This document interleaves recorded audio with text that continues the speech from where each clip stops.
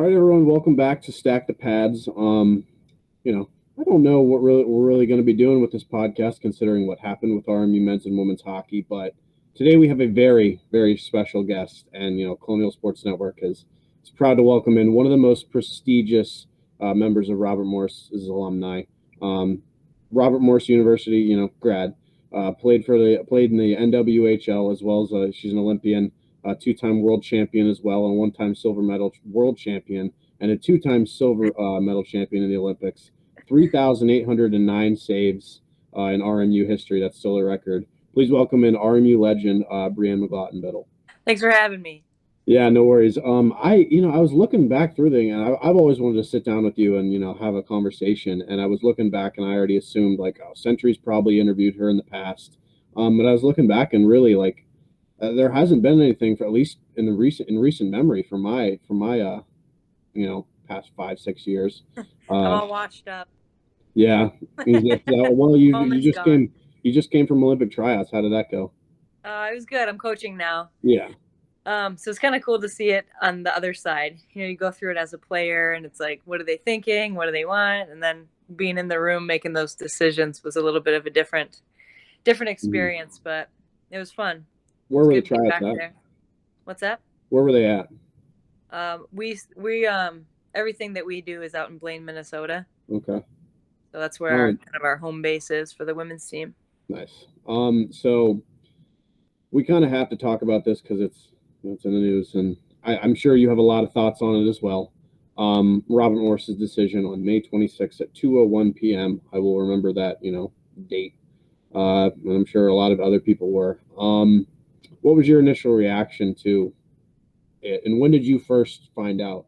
I found out, Logan, he found out basically while it was happening, then called me right afterwards, which thank goodness he did, because I had voicemail after voicemail of all these people we want to talk about what happened, and I would have been like, I have no idea what's happening. I was at the park with my oldest. But it was weird because he had told me, okay, hockeys are done. They just cut hockeys. And it's with everything going on in the world, the world is ending. Of course, they cut hockey. Yeah. It's probably financial. Hockey's expensive. But I think just like everybody else, the more and more, the longer this is going on and how long it took to hear anything, it's just getting a little bit more confusing on what the decision was all about. Yeah, I mean, and you mentioned from a personal standpoint, and Logan was just, you guys were both coaching. Logan got out and he's with, the Pens Elite now. How much of an impact has that, and then of course you as the goaltending coach for men's hockey, how much has it had an impact on you just personally? You guys didn't get the warning as well until what, 10 minutes before? Yeah, it was tough. Those next couple of days were a little different, because it was okay, that's understandable. And then it started settling in, and it was all of our whole alumni group were going back and forth and reminiscing on the days. And then it got a little bit sad. This is something, the reason why I went to Robert Morris in the first place was because I wanted to start from scratch and build something. And we never left. We've been in Moon, still plugging away, and Logan was coaching. So it's been a part of my life since 2005. Yeah. Like you said, Logan just left, but it's still something that we've both poured our heart and soul into, and we have so many great memories, and it's just weird that it's just not going to be there anymore. Yeah, and you mentioned the memories, and you're a big part of that. You have your own banner at the Island Sports Center because you're a big part of the success and the pride that both of these programs have had. Hosting the Frozen Four, going to the Battle of the Berg tournament, going to the NCAA tournaments with the in recent years. All these successful players going to the NWHL as well. How gut-wrenching is it to feel that the university doesn't really value that? Yeah, that's a good way to put it. Something that was kind of tough for me to accept is, and we can go all the way back, but when I lived out in Blaine, Minnesota was the first place I was centralized with the national team. And I've heard about Minnesota hockey my entire life and how big it is. And it was whatever. And then I moved out there and was oh my God, there's just hockey everywhere. elementary school that had hockey teams, and not only that, but girls hockey teams. So when I moved back to Pittsburgh, I was like, I want that to be here. I want people to be talking about, oh, you want good players, go to Pittsburgh. Mm-hmm. And we all went to work on building that, and the university was such a big part of that, because we do have the Penguins, and I think that sparks an interest in hockey in young kids. But like, as far as being in it and being at practices, that's what the RMU players were for. You know, they had Yeah. skate with the Colonials, and they were going out to all these youth hockey practices and all that kind of stuff. So it wasn't just us alumni that poured everything into it. It's these little kids that I've known since they were 3 years old, putting hockey skates on, saying, I want to play, I want to be a Colonial. Yeah. I'm like, that's amazing. And now they're old enough to do that, and it's not around anymore. Well, I was on the call with, Chris Howard when he spoke to the media, and he kept mentioning like the financials and how money is really what it came down to. And he mentioned the Island Sports Center, as needing upgrades and things like that. What are your personal opinions on the Island Sports Center? Is it a good rink? I know you're a goalie, so you don't skate around as much, but like, what's the ice conditions like? Would you play like a game 7 there, or would you want it played in like a better ice surface? Yeah, it's not necessarily the ice surface. I think it's a beautiful hockey rink. Yeah. But I know recruiting, like just in that conference, Derek and Paul, they're recruiting against Penn State, and like these They have rinks, they have like Syracuse, a big facility, and just for hockey, and it's just theirs, whereas a public rink. Mm-hmm. I think it's more that of creating a space just for the women's and men's hockey teams. It's just theirs, and it's a little bit bigger, and more of like a bowl kind of thing. So the financials of putting that together is no slim endeavor. So I know that that's got to be a factor. It is expensive. I think the only thing we were bummed about was like, well, like, let us know, the second they cut hockey, like all of us were on a call. There was like 100 alumni on a call together. Like, how do we do this? How do we get them back? Is it possible to get them back? Let's fundraise. So if the decision was, hey, it's getting a little bit tough to have these teams be financially stable and be successful, like, I think being successful is out of the question, because they've been some of the most successful teams, even with the resources that they have. Yeah. But if it's funding them, we maybe could have done something about it. Yeah, and we're still trying, but a little bit of a warning to the players, even like, hey, we can only sustain this for one more year, like that kind of stuff is more. Yeah, and at least something like that would let players, prepare, because that's the other aspect is that, we saw 3 players officially. A lot of other players have not, committed yet, or announced yet. But Reagan Kirk, Lexi Templeman, and Emily Curlett are the only 3 that officially moved on to Ohio State. And again, congratulations to them for being able to continue their careers, especially Lexi and Emily getting a 5th year in there. So let's move away from the doom and gloom, and let's talk about your career just overall. Because as I mentioned before, I've been wanting to talk to you about just your career, and I'm a fan, so I'll just say that from the beginning. Let's start from the beginning. When did you start and pick up a stick and start to play hockey? Were you always a goalie? Pretty much. Really? They do it the same now, where you rotate around and everybody wears the pads for a game or something like that. And it was only me and one other boy that ever wanted to play. And after a while, we're really close with their family still to this day. Like, Patrick, you stink. Like, get that. So I was the only one that ever wanted to do it. And my older brother was a forward. So we always joke, you can only play with us if you play goalie, and you can't cry if you get hurt. So that was the rule. That was the rules. So I didn't really have a choice either way. So did you ever regret it? Like early on in your career, I'm like, I need to switch to the defense. No? No. Good. Were you always number 35? And is there any special significance behind it? I was 33 in college. 33. In college, yeah, I was 33 because of Patrick Waugh. Okay. He was my favorite goalie growing up. And then when I got to the national team, the goalie that I had replaced was number 29, and we were going right from tryouts to a tournament. So they just kind of slapped McLaughlin on the back of the 29, but all of my apparel, like my skate covers, everything had 29 already stitched in it. So I was like, well, I'm not going to switch now. So I was 29 for the rest of my career it's 2009. Yeah. Tell me about the Ohio Flames and that, experience, kind of the growth of you as a player coming up through the junior programs. And I ask this question like pretty much any player that I have on, and that made it to the NCAA level, and in your case beyond. When did you start to realize that you were pretty good at hockey and that you thought you could do something with it in your career? This wasn't just, a hobby that you really enjoyed. It was something that you wanted to do for the rest of your life. We have, well, through USA Hockey, they're split up into districts.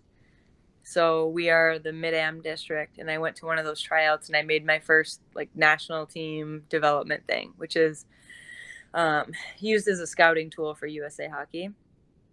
Mm-hmm. And I made one of those, I think, my freshman year of high school, and then my sophomore year. And when I made it my sophomore year, we had an exit meeting, and the coaches were like, what do you want to do with hockey? You finished, I don't remember whether top, middle, bottom of the group. I don't recall, but like, what do you want to do? And I had said how I wanted to play Division I hockey, and also I was playing like boys hockey in Elyria, Ohio.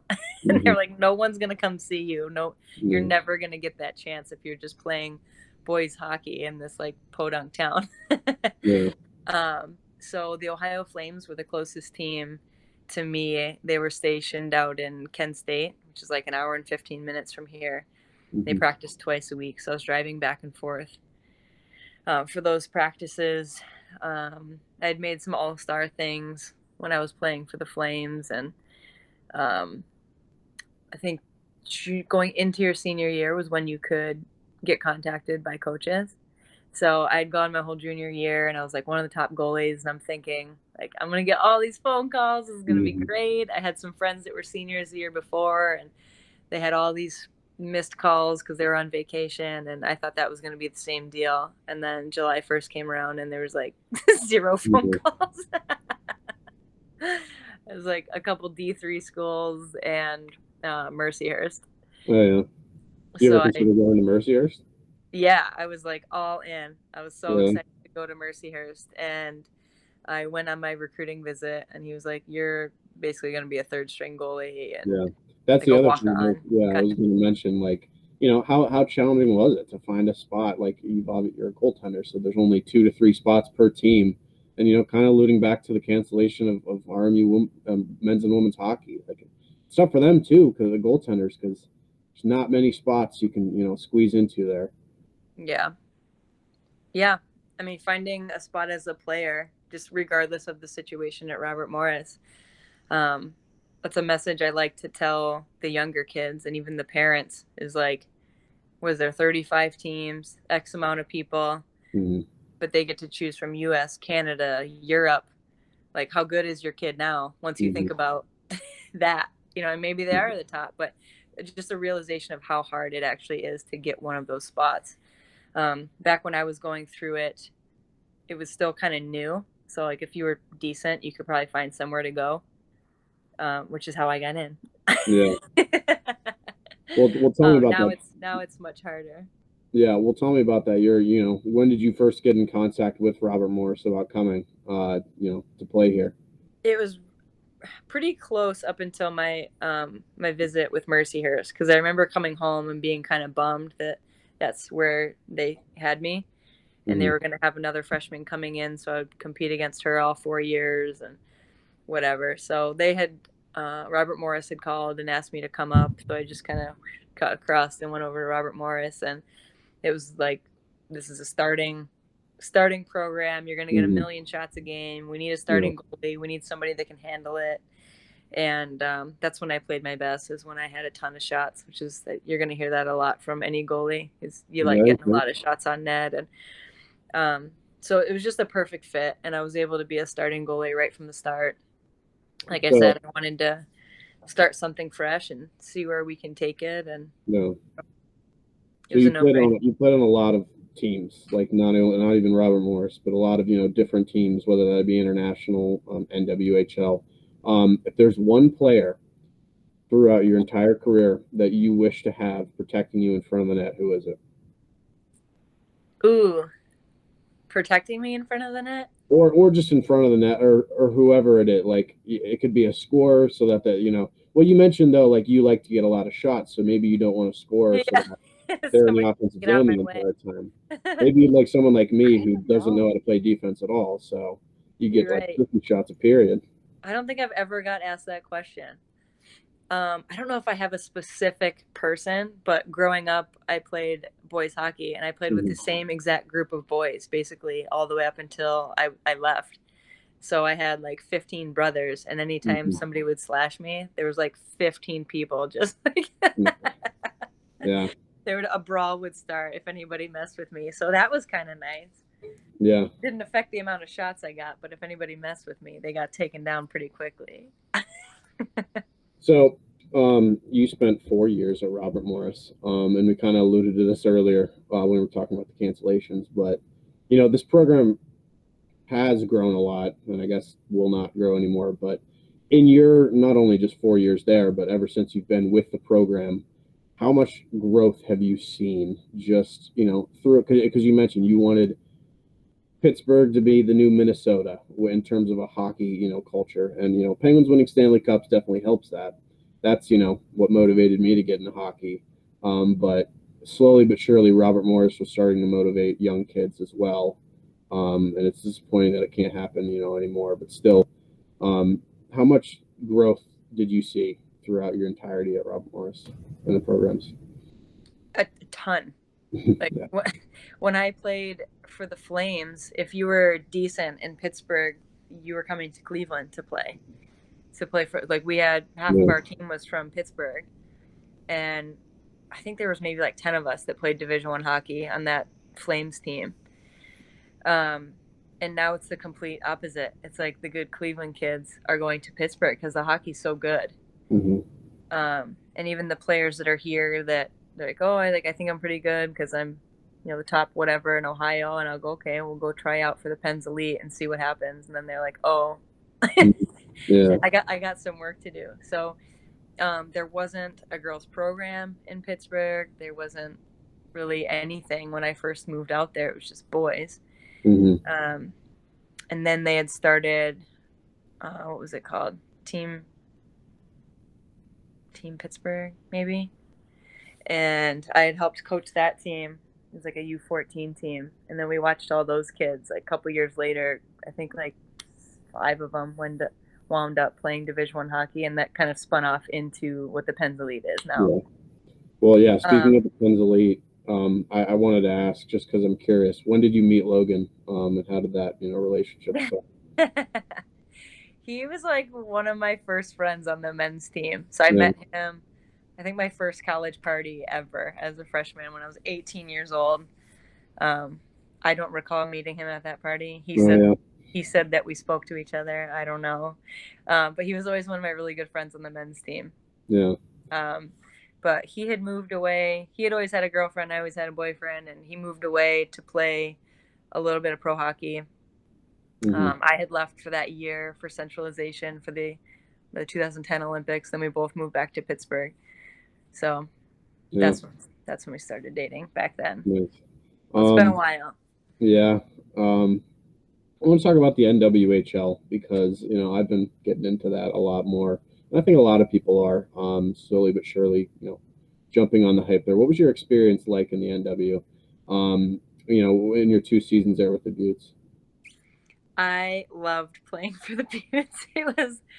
It was a startup. It Yeah. reminded me, and this is I think why I liked it so much is because my Robert Morris team was like hands down my favorite team I ever played for. We were horrible at hockey, and we just loved each other, and we had a blast together. Like we'd lose, and we're just like, okay, whatever, and we would just go play.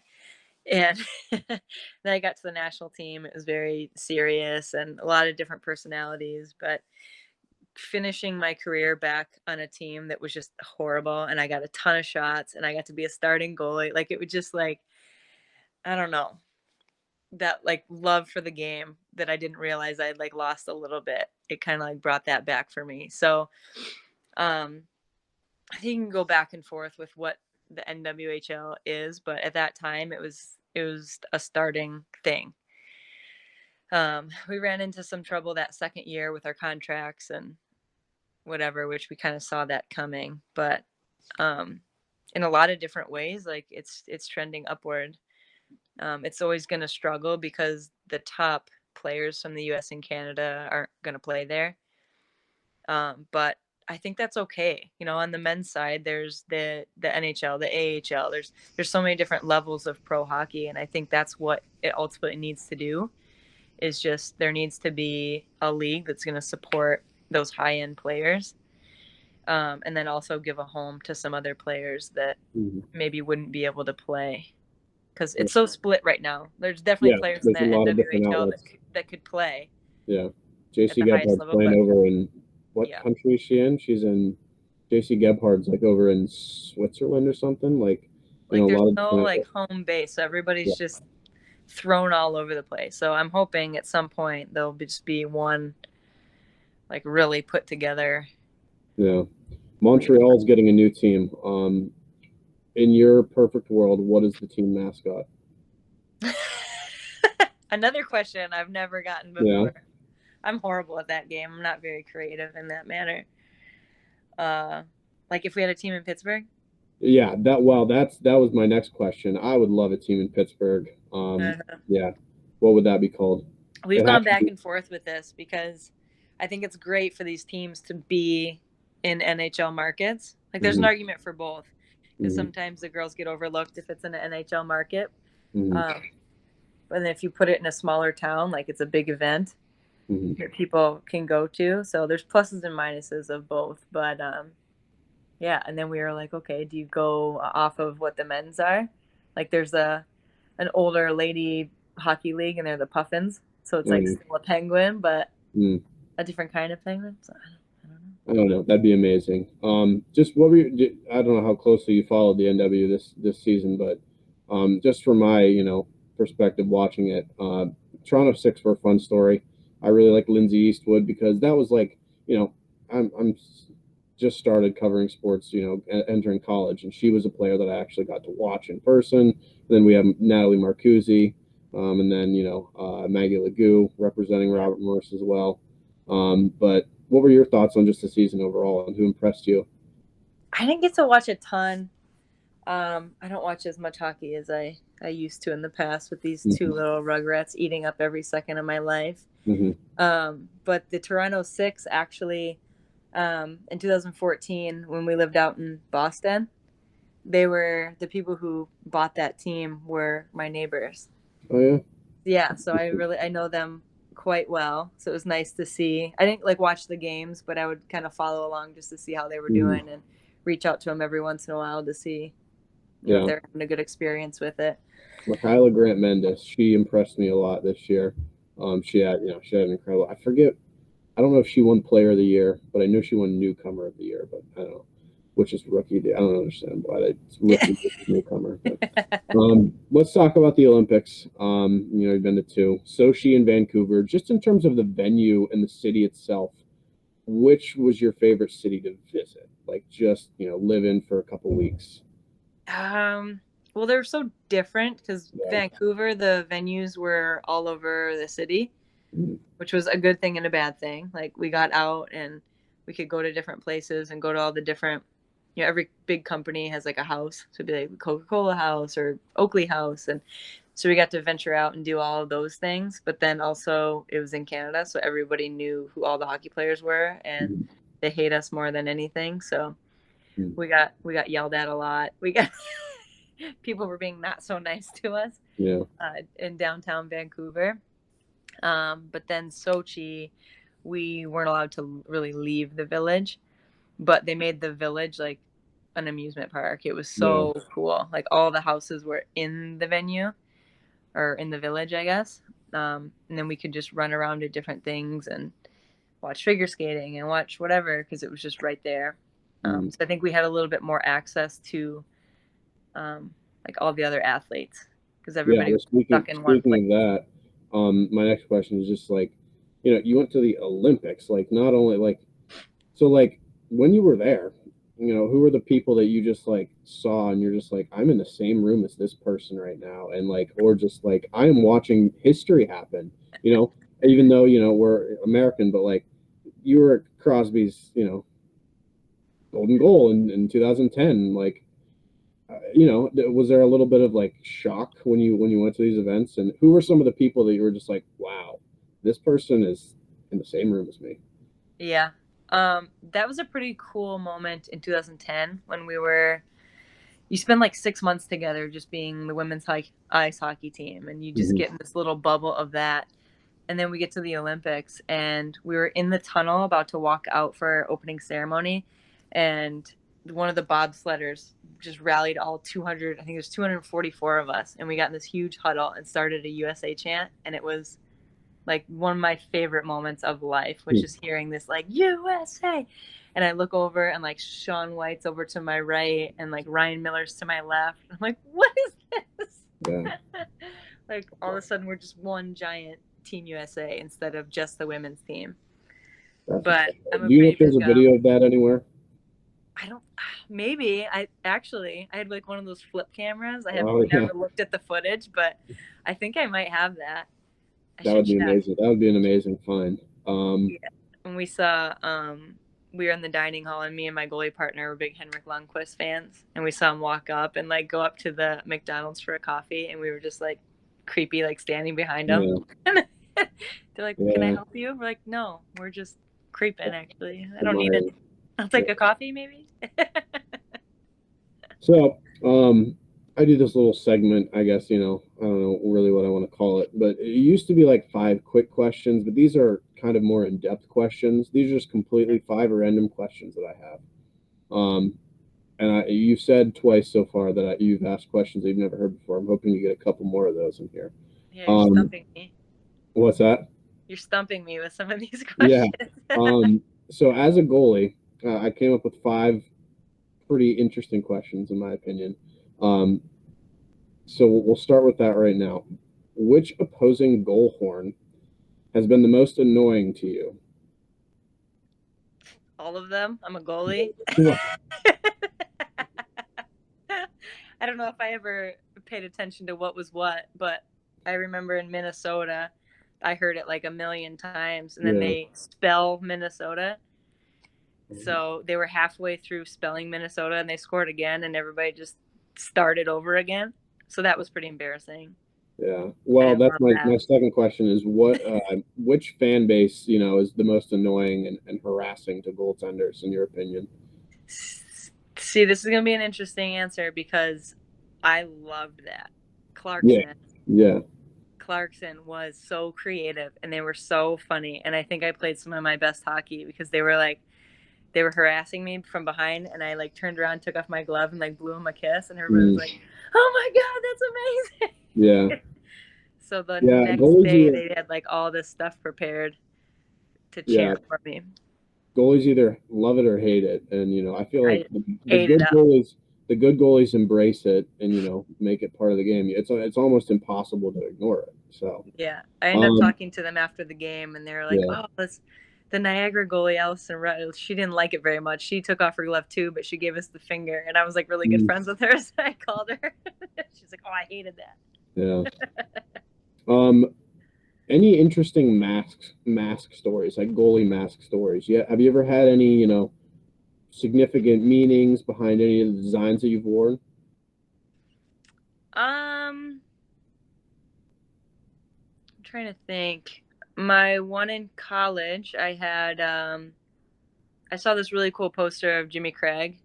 It Hmm. was like a kind of like a cartoonish looking one, but like he had like his glove up in the air, and there's Olympic rings in the background. So I had that replicated, but he was wearing a Robert Morris jersey instead of a USA jersey. Um, oh my God, yes, I think it may have been the same mask. I saw a Michigan goalie. It was like somebody flexing around. It's like the arms came down, and it gave me the idea of like putting people on my helmet and then like have their chest painted like RMU. And I don't know what got lost in translation, but I I walked up to my coach's office, and he asked to see me, and he takes his helmet out of the bag and like slams it on the desk, and he's like, "What were you thinking? What are you doing?" And there was just like naked people all over. Like no jerseys, no chest paint. They were just like naked people. Oh, all over my helmet. So we had to send it back and get it redone. Do you have a picture of that? I wish I did, because I Oh, had asked them to like make the people like just to be funny, like yeah, make my family, like my brother and all this stuff. So I essentially had my brother like shirtless on my helmet. interesting. Um, I don't think I have pictures though. I wish I did. yeah. Well, hopefully not the full The picture. moment was kind of heated. I don't know if he would have appreciated. Can I take a picture of that real quick? Yeah. Um, what's the hardest shot that you've ever faced from any particular player, or just if you remember the shot or the game or whatever, where you just went, "Wow, I just stood in front of that." You know what? I just saw Natalie Darwitz next week, and I told her she just had a really heavy shot. It was one of my first practices, and she came down and wound up at the hash marks, and it just like hit me right in the chest. I was like, it took my breath away. But the absolute hardest shot was Mark Recchi. Yeah. He hit me Where'd in you, like the knob of my stick, and it shattered my stick into pieces. where'd you face off against him? Um, Lemieux was getting ready for his like fantasy camp, and he has all of those guys like play. So I was at the rink. It was the year I was the assistant coach, so maybe 2013. Yeah. And they were out there practicing without a goalie, and I went walking by, and they're like, "You're a goalie, get your stuff." Mm-hmm. So I went out there and I skated with Lemieux and Recchi, Coffee, like all those guys. It was pretty cool. Yeah, I bet. And then last one, do you have any superstitions? You know, there's the classic goalies are weird type thing. Do you agree with that statement? I'm assuming you do. I've like spent my life trying to not be the weird goalie. Yeah. I tried to stay away from all superstitions and weird Okay. things, so I would not be called a weird goalie. But I wouldn't say superstitions, but I had my routines, I guess. I always got dressed the same way. I would always do some like tennis ball drills before Mhm. games. I always tried to take a nap, but I Yeah. didn't have any like weird things, I don't think. Gotcha. Well, before we wrap up, just nowadays, your career is still, going around coaching. Um, but there was a stint where you appeared on American Ninja Warrior. What made you want to try that? And just tell me about that experience, because I watched the footage and I'm like, wow, did not know she did that. It's interesting. Yeah, I didn't do it very well. We were at the coaches convention in Naples, and I had this voicemail saying, "I'm a producer for American Ninja Warrior," and I thought it was a joke. I'm like, "Who's messing with me?" And we couldn't figure out whose number it was, so I actually called, and it was real life. But they're an NBC um, Mhm. show, and NBC is an Olympic affiliate, so they whenever they can, they try to get Olympians involved in whatever they're doing. So I went home and I typed in like ninja gyms in Pittsburgh, and I found one an hour away, and I drove out there, and there was like all these walk-ons there. They go from city to city and like wait in line forever for a chance to be on the show and run the course. And so I go walking in there, and I'm like, "Listen, I'm going to be on the show, and I know my run is going to be aired, so you need to teach me everything you can in the next hour so I don't look like an idiot on national television." Yeah, they even did like a little package on you. Like they like introduced you and everything. Yeah. You weren't just like, oh, the next guy from Wisconsin that's, Uh-huh. So all the walk-ons were pretty pissed at me because they like spend their life yeah, training, and yeah, but I made friends with them pretty quick. So yeah. they I taught me used how to to do do- the warped wall and Yeah. salmon ladder, like all the staple ones that are always there at that time. So You I made knew how it to do work, all of yeah. those. I was like, all right, if I can get to the end of the course, I can do the wall. I could do it, but I didn't get that far. Have you've done the wall though before? You've completed I've it? done the wall and Good. I've done the salmon list. So I do Oh, have yeah. video of all of those things.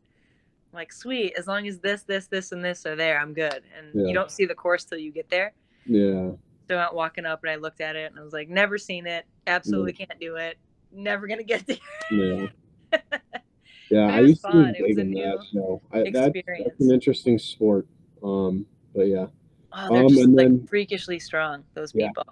grip strength is what it really is. It's all Yes. about. Yeah. I'm used to like team events, and if you screw up, it's okay because you still have all these teammates. Where this one is like, this is all on me, and if I Yeah. screw up, I just lose. But So, What's next for Brianne McLaughlin? Obviously the Olympics and coaching, but Robert Morris hockey is no longer. So what's next for you? We have our World Championships in August. I don't know if you saw the girls were there at World Championships. It's normally in the spring. They were very close to getting on a plane and traveling to Canada, and the IHF canceled their World Championships. So we just had our second son, so I wasn't going to be going anyways, but they had canceled it and they rescheduled it for August. So now we are still training for World Championships. This should be a time of a little bit of a break that the girls don't get. But we'll do that. We were supposed to centralize in Minnesota starting in September, but since World Championships are in August, we're going to do that, take a break, and then move out there in October. And I will be there helping the girls train. Yeah. Well, we wish you the best of luck, and I really appreciate it. Thank you very much for joining me and us at Colonial Sports Network. I really do appreciate it. It's been an honor. Thanks for having me. It was great. Thank you. Appreciate it.